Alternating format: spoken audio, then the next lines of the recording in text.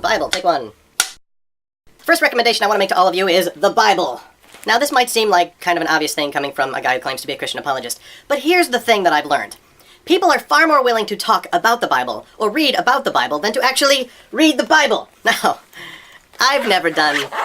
Okay, I have. I did that. The reason why I know that this is important is because I've done this. I've been all like, oh, that sounds like it makes sense. And then I looked at the Bible and went, hey, that says something totally different than what I was told. Case in point, I used to be an old Earth creationist. So I saw Hugh Ross speak at Willow Creek. Hugh Ross is this little bald science nerd who claims to be a middle-aged Earther. And he gave a great presentation and I went, that sounds like it makes sense. And then a friend of mine gave me a book that explained how Genesis and Big Bang cosmology just kind of fit together. And I went, that kind of makes sense. And I heard people be like, well, you know, there's all these genealogies in Genesis, but those are just the patriarchs, the head of the family. They don't represent actual father-son relationships, because it says the father of, well, isn't Abraham the father of us all? So those are just the patriarchs of certain generational times, and so you can fit huge spans of time between those patriarchs. And I went, okay, that sounds right. But then I opened the Bible, and you know what it says in here?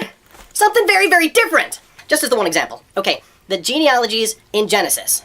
They are not like the genealogies in Matthew that say so-and-so was the father of so-and-so was the father of so-and-so. What it says was, Adam was 130 years old and he fathered Seth, and Seth was 105 years old and he fathered Enoch. The point is, it says when he was this old, he had this kid, and when this kid grew up and was this old, he had this kid, and when that kid grew up and was this old, it's like balancing a checkbook.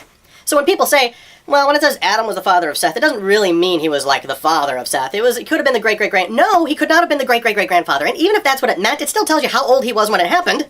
And so you're just adding up dates like balancing a checkbook. So what happened was, I looked at the Bible, and that gave me a different perspective on what the Bible said. Another example, which is real common, is people look at the Old Testament and they go, well, you can't trust the Old Testament. It was written by the Jews. And obviously it was just political propaganda to make them feel good about themselves. They're like, hey, we defeated all these other nations. Hey, we're the chosen people of God. Hey, this is our promised land. It's just political propaganda, nationalistic pride to make themselves feel good as a people. So they invented these stories as their history.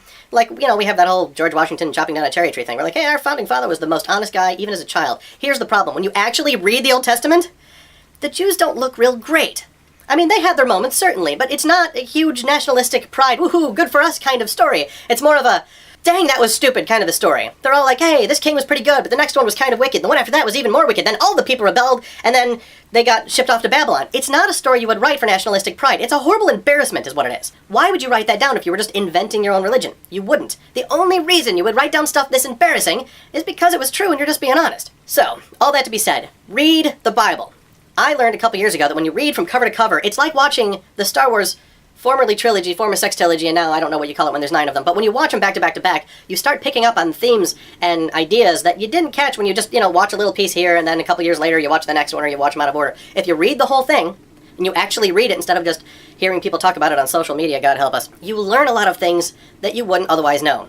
Like how the creation account actually goes, what the genealogies in Genesis actually say, what God says about creation, what Jesus says about creation, what the history in the Old Testament says about the Jews as a people, and what it says about God. Because you hear a whole lot of things from a whole lot of people, but God wrote a book so that you could hear it from him. Here's my recommendation. Get yourself a Bible and read it. Before you read about it, before you talk about it, read it. That's what I recommend. If you know of something awesome, share it with other people. And thanks for letting me be your rent-a-friend.